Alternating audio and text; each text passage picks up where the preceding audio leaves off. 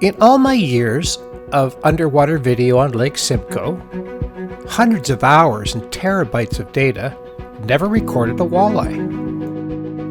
Now I have fished and videoed all over the lake in various depths and bottom compositions.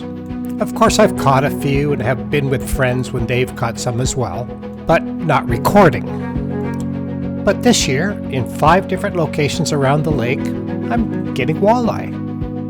Some of them singles, some of them in schools, and in 2 or 3 year classes. Many of the old-timers will remember at Gamebridge in the Talbot, where they'd be so thick you could walk across them when they were spawning in the spring. But those days are long gone. Overfishing and spawning habitat erosion have been the culprit.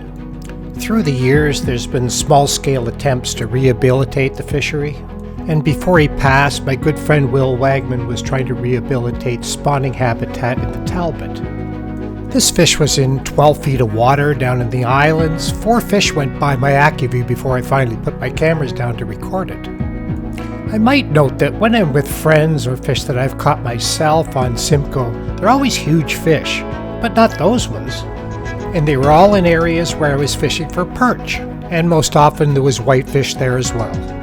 If you're watching this on a phone, you probably can't see, but there's whitefish back as far as you can see, even silhouettes. That's a big school of fish. So what I'm seeing with walleye is probably just coincidence. So what's your thoughts? Are we on an upcycle for walleye on Lake Simcoe? Until a few years ago, walleye were the #1 target fish for Ontario anglers.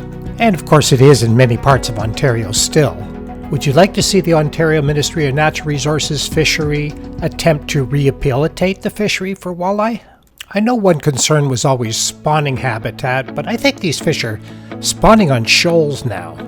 This is what happened to the Bay of Quinte. Most of the spawning is actually done on shoals rather than the rivers. Most of the fish I see caught now, and certainly the ones I've caught, have all been released. If they became more common, that might not be the case. What are your thoughts?